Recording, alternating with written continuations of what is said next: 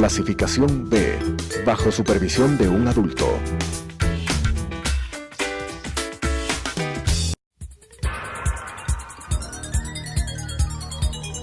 Las opiniones vertidas en este espacio por la producción y dirección del programa son de exclusiva responsabilidad de sus autores y de quienes intervienen en ellos.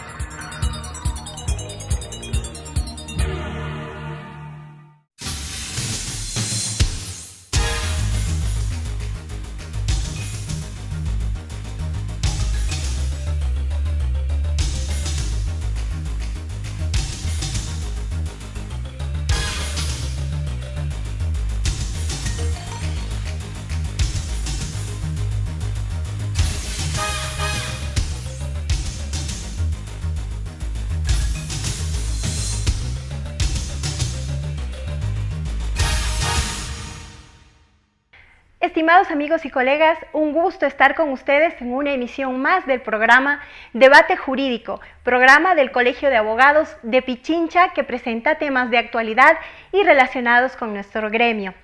Hoy nos acompaña la doctora Gina Gómez de la Torre, abogada penalista, miembro del Observatorio de Género y Diversidad del Colegio de Abogados de Pichincha.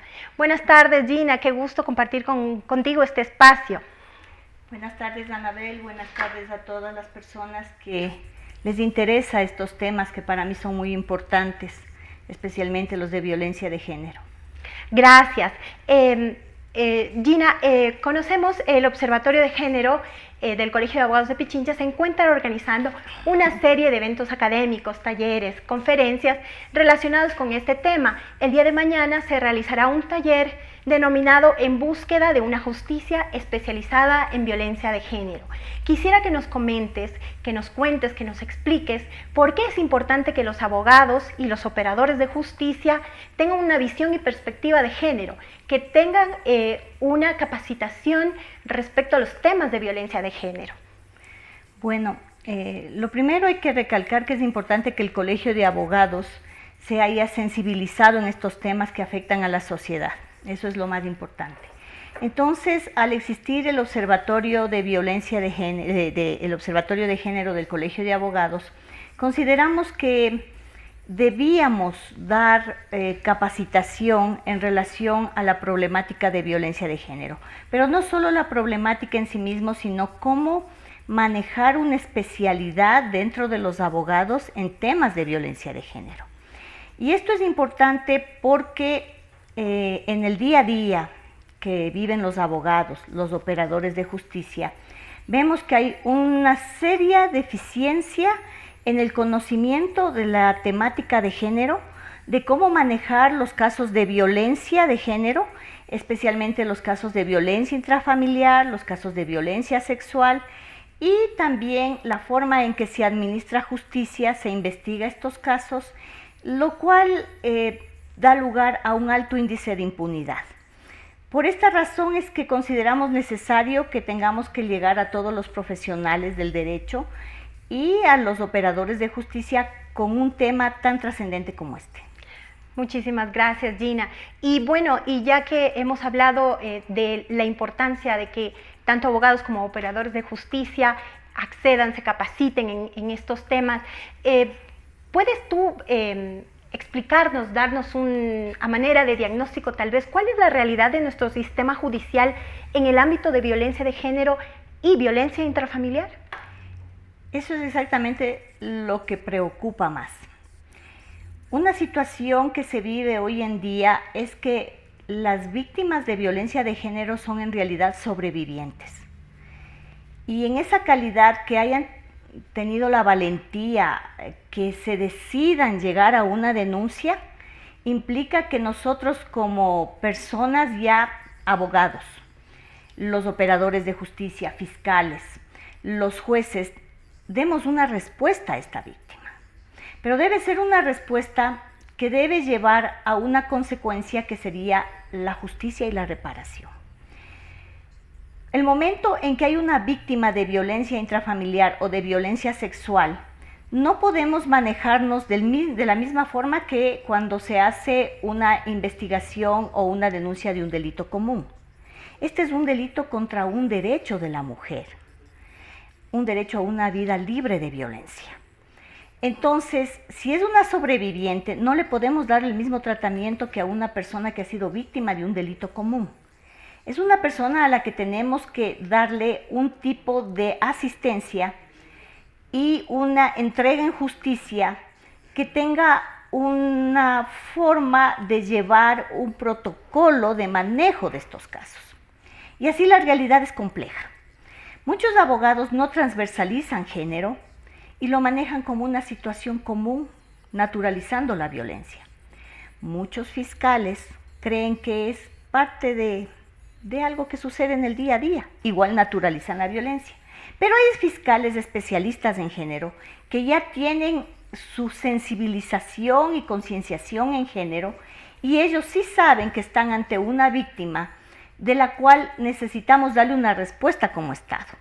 Los jueces, de igual forma, el momento que van a dar una resolución en base a lo que entrega la Fiscalía en delitos de violencia, deben hacerlo transversalizando derechos humanos de la mujer, poniendo los tratados internacionales, haciendo un control de convencionalidad y no manejándolo tampoco como un delito común. Tiene que manejarse como un delito en que hay una persona que requiere que se le entregue desde el Estado verdad, justicia y reparación. Y que a la vez se le dé un tratamiento distinto. El problema, la realidad hoy en día es que al no haber este tipo de protocolos, al no haber un adecuado manejo de la justicia, hay un alto índice de impunidad y de deserción de la víctima para continuar con estas causas. Así es, Gina, es una realidad lamentable, ¿no? En este sentido, una de las herramientas que fue muy bienvenida por parte de los movimientos de mujeres, en general por la sociedad, fue la Ley de Erradicación de Violencia contra la Mujer. Lamentablemente es una normativa que no ha podido ser debidamente aplicada. Eso es, insisto, lamentable. Se expidió una resolución por parte de la Corte Nacional de Justicia, la resolución 011-2018. Quisiera que nos comentes desde la vigencia de esta resolución, ¿en qué medida esto ha permitido que la Ley de Erradicación de Violencia contra la Mujer pueda ser aplicada? ¿O simplemente esta resolución tampoco ha contribuido a que esta herramienta, como lo señalé antes, contribuya a la erradicación y prevención de la violencia contra las mujeres? Ese es un tema que vamos a tratar el día que tendremos el acto del Colegio de Abogados, del taller, porque se puso el asunto bastante complejo luego de que sale la resolución. Ya que hay jueces que lo interpretan de una manera y otros jueces lo interpretan de otra manera, y comenzaron a lanzar los casos de violencia sexual intrafamiliar. Unos lo asumían como los jueces de familia en violencia y otros decían no, esos deben ir hacia donde los jueces penales. Lo que se debe entender es que los asuntos de violencia intrafamiliar, sea sexual o de cualquier tipo, tienen que manejarlo los jueces de familia. Y los que son común, delito común, pero es casos de violencia sexual, que no sean en el ámbito intrafamiliar, lo deben manejar los otros jueces. Eso parece no entenderse y el problema es que muchos jueces se dan hasta conflictos de competencia. ¿Qué da lugar esto? Nuevamente, impunidad, retardo y afectación a la víctima, porque la víctima que ha logrado ir ante un juez, que se le demore la causa, que no sepa quién va a ser la persona que va a conocer de su causa, le va a hacer una afectación terrible. Por eso es que vamos a hacer este taller para que se conozca cómo debe manejarse estos casos. También con la resolución, ¿no? Pero también nos interesa que desde este taller salgan también las respuestas que debemos dar. Ejemplo, si bien es cierto el Consejo de la Judicatura dio un protocolo para el manejo de casos de violencia, es no menos cierto que no hubo todos los elementos. Y ahí es que en el tiempo que fui fiscal, recuerdo que faltaban médicos legistas, que había una carencia y especialmente fines de semana, días viernes, sábados. Muchas veces los médicos legistas tenían que atender cantidad increíble de casos y los problemas de violencia se asignó un médico más, pero aún así faltaba. Y además los médicos legistas deben tener igual una sensibilización en género. Deben tener una concienciación en género y una transversalización de derechos humanos para que puedan entender ante qué víctima están. Los psicólogos, que también deben tener baterías especiales para los casos de violencia psicológica a la mujer y a los miembros de la familia, que es distinto de los problemas psicológicos de otros, ¿ya? Y eso también requiere de un protocolo de manejo y de una serie de recursos que deben darse para esos momentos. Especialmente entender qué es el ciclo de violencia y aplicar este problema del ciclo de violencia al momento en que se atiende en primera instancia a la víctima. Porque si no entendemos el ciclo de violencia, dicen, no, es que ya de volver con él y después ya. Entonces, si no entendemos el ciclo de violencia, vamos a terminar con que esa víctima que le dan medidas de protección, el día de mañana ya es parte de un femicidio. Entonces, si no entendemos como Estado, si no entendemos como operadores de justicia, si no entendemos como abogados, vamos a tener más víctimas de las que ya tenemos de un alto número y porcentaje de femicidios en el Ecuador. Y eso es lo que queremos tratar en este tipo de talleres, el manejo de una especialidad en violencia de género para quienes les gusta, para quienes consideran que esto es importante hacerlo dentro de esta sociedad. Así es, qué interesante lo que señala Gina. En tu experiencia, ¿consideras tú que las víctimas de violencia de género, a través de todos estos mecanismos, protocolos y todos, han dejado de ser revictimizadas? En absoluto. El problema de la revictimización es muy fuerte. Desde la primera acogida, desde que van a la UPC a decir, miren, soy víctima de violencia, mi marido me está pegando, desde ese momento. Entonces, yo creo que también se debe hacer una cuestión interdisciplinaria e interinstitucional. Correcto. Porque si solo la fiscalía, solo los juzgados logran hacer procesos de concienciación, logran hacer especialización, y dentro de lo que es la Policía Nacional, y esto es importante, quienes son los que están junto al pueblo, junto a las personas donde se da la violencia, si ellos no conocen de un manejo adecuado de las víctimas y tampoco tienen procesos de concienciación, se va a perder una cantidad de elementos que después se necesitan para los procesos de investigación. Ejemplo, va la víctima de violencia sexual ante el policía y está en una situación terrible y el policía le dice, no hay problema, báñese. Y estamos perdiendo una cantidad de elementos como el ADN, fluidos, dejar en cadena de custodia ropa íntima, que nos va a permitir dar a conocer quién es el agresor, identificar al agresor, porque ya no tenemos esas cosas que son necesarias. Y eso lo deben conocer las primeras personas que acogen, que son las UPCs, la Policía Nacional. Y de igual forma, eso tienen que conocer los fiscales. Y eso deben conocer los asistentes de fiscales que están en flagrancia o que vienen en primera acogida. Eso es muy importante. Entonces, sí se requiere también un trabajo interinstitucional. Correcto. Me quedo con esta última reflexión. Querida Gina, vamos a hacer una pequeña pausa y regresamos enseguida con este tema.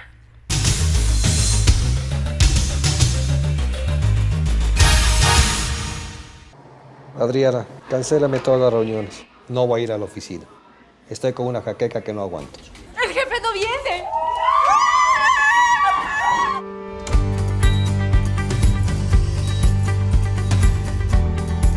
¿Estás seguro? Salió bien. Muy bien. Bueno. Cuanto antes vayas a Ecuasanitas, más rápido te curas.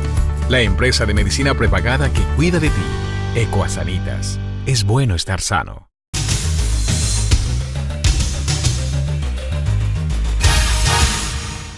Retomamos nuestro debate jurídico, programa del Colegio de Abogados de Pichincha, con la presencia de la doctora Gina Gómez de la Torre, abogada penalista, miembro del Observatorio de Género del Colegio de Abogados de Pichincha. Estimada Gina, voy a permitirme hacerte una pregunta que tiene que ver mucho con la coyuntura política del país. Conocemos que tú ejerciste la defensa de la jueza Daniela Camacho en el caso Sobornos, más conocido como Arroz Verde. Quisiera que nos cuentes tu experiencia respecto a este tema que, bueno, ha generado muchísimo interés por parte de la ciudadanía.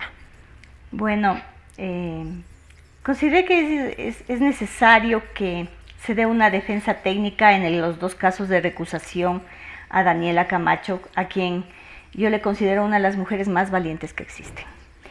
Además de valiente, una de las mujeres más probas que he conocido. Fue un gusto y un honor el haber podido defenderla dentro de estos casos de recusación. Casos que no tenían un asidero legal adecuado, en realidad no tenían un asidero legal, puesto que solicitaron en un caso del señor Vinicio Alvarado la recusación por la causal del 472 numeral 7, si no me equivoco, aduciendo que ella había juzgado anteriormente dentro de la indagación previa. Y dentro de la indagación previa, quienes manejamos materia penal y proceso penal, sabemos que no se emiten fallos. En la indagación previa no se da sentencias.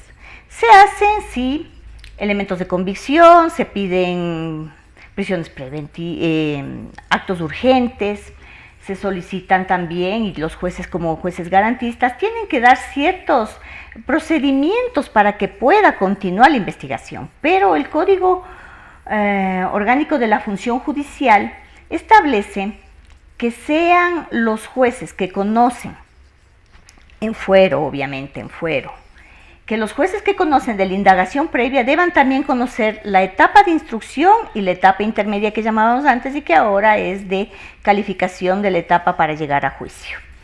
Entonces, siendo ella la persona que conoció desde la indagación previa, y ahí se dieron una serie de pedidos, no había razón para que vengan a solicitar que ella se aleje del conocimiento de esta causa. No podía ser recusada porque tampoco nunca falló en lo de fondo. Y eso fue lo que los jueces entendieron y por lo tanto no aceptaron esa recusación. En tanto que la recusación de Rafael Correa era más interesante todavía porque ahí era un asunto de puro derecho. Consideran que la jueza Camacho decían que era incompetente. Y a través de un juicio de recusación querían declararla incompetente. Pero no colocan en la demanda ninguna de las causales de la recusación. Ninguna. Leía yo la demanda, buscaba dónde está la causal de recusación. Y solo decían, en la parte de fundamento jurídico, si no me equivoco, decía, solicitamos que la doctora Daniela Camacho sea separada de la causa penal, la 17.720-2019-0029G. Pero, ¿y cuál es la causal de recusación? Porque según ellos era incompetente, pero la incompetencia tiene un juicio que lo da el COGEP, y que tenían que aplicar ese procedimiento para juicio de competencia que lo da el COGEP si es que consideraban que era incompetente, ¿ya? Y en un momento en que debieron considerarlo. Pero nosotros, dentro del COIP, tenemos un momento que es en la evaluatoria y preparatoria de juicio donde se determina si hay competencia o incompetencia del juez. Y el juez tiene que fundamentar por qué es competente o por qué no es competente. Y ese es el momento en que debe hablarse de la competencia, donde de haber una causal de incompetencia, ella tendría que decir hasta aquí nomás, ya. Pero ellos hacen un juicio de competencia a través de un juicio de recusación, lo cual, yo tuve unas frases que tal vez no gustaron a los abogados, pero igual el señor juez acogió lo que habíamos indicado y se puso a ver que en efecto no había una causal de recusación. Eso es lo que hasta el momento conozco. Sabemos que ha llegado una tercera demanda, pero todavía no ha sido citada formalmente la doctora Camacho para saber qué tendremos que contestar al respecto, porque la ley establece que a lo sumo se admiten 2 recusaciones. Así es. Gina, en este sentido, entonces, a tu criterio, ¿qué se buscaba con estas recusaciones si no tenían fundamento, si no tenían sustento? Alargar el proceso. A tu criterio, ¿qué se buscaba a través de estas recusaciones? Todo es evidente que lo que buscaban era dilatar. La finalidad de dilatar en un momento en que se daban una serie de circunstancias, ¿no? ¿Y qué lograban con dilatar? ¿Qué es lo que buscan dilatar? Tiene una consecuencia jurídica en aspectos políticos, sociales, que no me conviene hablar en eso porque soy la defensora de una jueza, pero sí es notorio que tratando de dilatar querían conseguir que Daniela Camacho se aleje de la causa. Y lo segundo, extender lo más posible esa causa, hasta lo que ellos puedan. Incluso continúan presentando recusaciones, ¿no? Gina, entonces, finalmente, como lo dije antes, creo que este es un tema que genera muchísima, un tema en el que la ciudadanía está muy expectante. La ciudadanía en estos temas de corrupción que tanto daño le han hecho al país, está muy necesitada de saber qué fin va a tener, hacia dónde va este proceso. ¿Podrías decirnos tú, a breves rasgos, hacia dónde iría este proceso?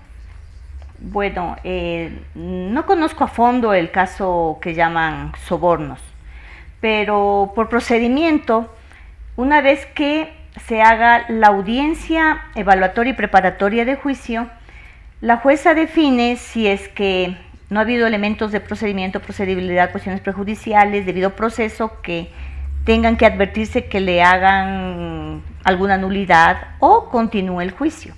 Si continúa, ellos indicarán qué pruebas son las que van a solicitar tanto de fiscalía como de la defensa y llegarán a una etapa de juicio. En la etapa de juicio habrá una sentencia que puede ser a favor, en contra, no sabemos, todo depende de qué se presente en ese momento, y de ser una sentencia en la que se le juzgue a las personas que cometieron este delito, se establezca que hay suficientes elementos probatorios. Y ahora en el COI se maneja bajo la certeza, ya no se puede admitir solo duda razonable, sino supera ya la duda, tenemos que tener certeza de lo que se está probando. Si es que hay una sentencia, esta podrá ser impugnada, también tiene una fase de impugnación, pero en el caso de Rafael Correa, eso tiene una consecuencia en otros aspectos, de darse una sentencia, que yo desconozco porque la jueza es la que después, primero definir este asunto en función de lo que le presenten y después los jueces que les toque conocer la etapa de juicio serán quienes definan la situación jurídica de las personas que están acusadas. Correcto, muchísimas gracias por esta información y por habernos permitido también conocer acerca de estos temas. Finalmente queremos ratificar la invitación por parte del Colegio de Abogados de Pichincha y su observatorio al taller en búsqueda de una justicia especializada en violencia de género que se realizará el día de mañana, miércoles 30 de octubre en el Colegio de Abogados de Pichincha. Les esperamos y agradecemos a todos ustedes la sintonía. Te agradecemos, Gina, por tu presencia y por todos tus comentarios y la valiosa información que nos ha transmitido el día de hoy. Gracias a ustedes por permitirme dar estas cosas que son buenas, es bueno conocer de parte de todos y me dan esta oportunidad y yo agradezco. Gracias, muy amables por su sintonía. Las opiniones vertidas en este espacio por la producción y dirección del programa son de exclusiva responsabilidad de sus autores y de quienes intervienen en ellos.